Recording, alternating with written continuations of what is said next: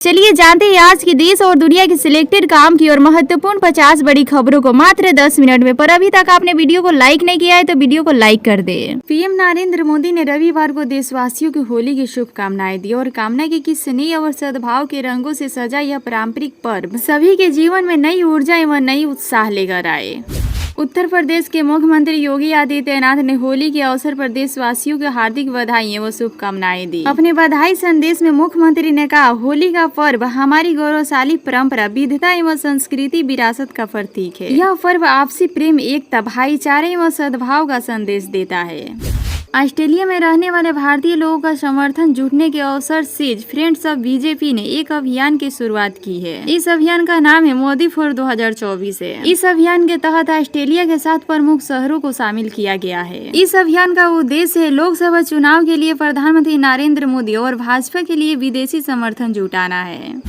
Lucknow police ने छत्तीसगढ़ से आए ऐसे गैंग को पकड़ा है जो दिन में मजदूरी के नाम पर दुकानों को रेकी करता था और फिर रात में चोरी की घटनाओं को अंजाम देता था। गिरोह के 5 सदस्यों को गिरफ्तार किया गया है जो मजदूरी के नाम पर शहर में घूम घूम कर दुकानों को रेकी किया करते थे। इसके बाद मौके लगते ही रात में चोरी की घटनाओं को अंजाम दे रहे थे। पुलिस का कहना है कि ये लोग मजदूर और मिस्त्री बनकर काम किया करते थे और वो चोरी करने के लिए रात का समय चुनते थे।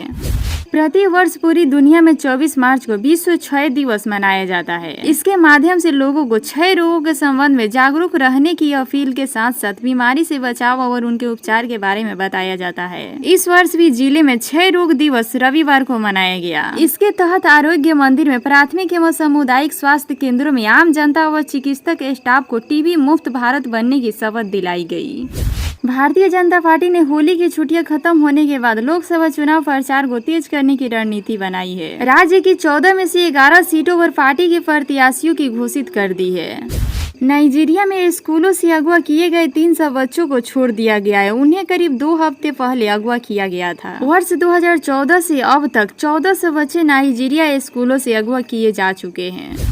भारत के सबसे बड़े राज्य उत्तर प्रदेश में मुख्यमंत्री योगी आदित्यनाथ एक के बाद एक परियोजनाओं को अंजाम तक पहुंचा रहे हैं। यहाँ राजधानी लखनऊ से सटे सरोजनी नगर विधानसभा क्षेत्र में भाजपा सरकार विकास की गंगा बहा रही है।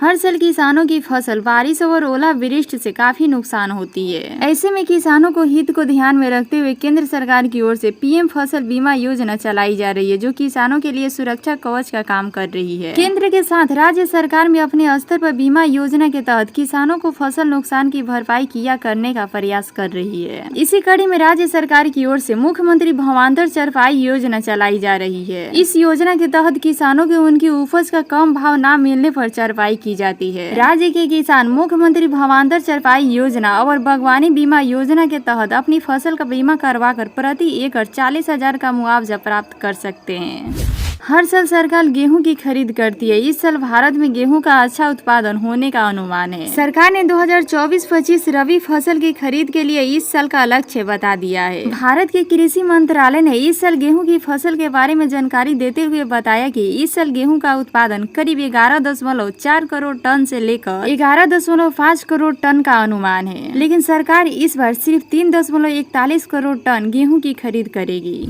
एक टीवी चैनल से बात करते हुए सीएम योगी ने कहा कि हम हिंदू आस्था के साथ खिलवाड़ नहीं कर पाएंगे, इसलिए शायद मुसलमानों के मन में जगह नहीं बना पाए। हिंदुस्तान में हमें यहाँ की मूल आत्मा का सम्मान करना पड़ेगा। हिंदू भारत की मूल आत्मा है, उसका अपमान नहीं किया जा सकता। जिसको गलत फहमी होगी कि हम इस भगवान का अपमान करके राजनीति करेंगे तो हम ऐसी राजनीति को ठोकर मारते हैं। हम देश की सुरक्षा और हिंदू आस्था के सामान पर कोई समझौता नहीं कर सकते। ईश्वर की कृपा और जनता का आशीर्वाद हमारे साथ है।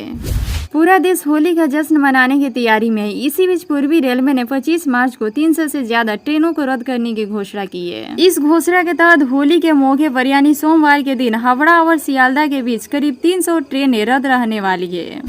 आज होली का त्योहार है और छुट्टी का दिन है। दिन में शॉपिंग या घूमने के लिए बाहर जाने का प्लान है तो गाड़ी का टंकी फुल करा लेना। हालांकि ज्यादा बदलाव नहीं है, लेकिन कुछ पैसे इधर उधर करके तेल कंपनियों ने नए दाम जारी किए हैं। तेल कंपनी हर रोज सुबह 6 बजे पेट्रोल और डीजल के नए दाम जारी कर देते हैं जो पूरे देश में लागू होते हैं। केंद्र सरकार द्वारा देश के करीब 11 करोड़ किसानों के खाते में हर 4 महीने के बाद 2000 और साल में 6000 रुपए डाले जाते हैं। पीएम सम्मान निधि की राशि अब तक 16वां किस्त किसानों के खाते में डाले जा चुके हैं। अब किसानों को 17वां किस्त का इंतजार है। महिलाओं को आत्मनिर्भर बनाने के लिए सरकार की ओर से कई सारी योजनाएं चलाई जा रही है। इन्हीं में से एक प्रधानमंत्री की फ्री सिलाई मशीन योजना है। ये बेहद लाभकारी योजना है जिससे गरीब महिलाएं घर बैठे सिलाई सीखकर घर बैठे रोजगार शुरू कर सकती है।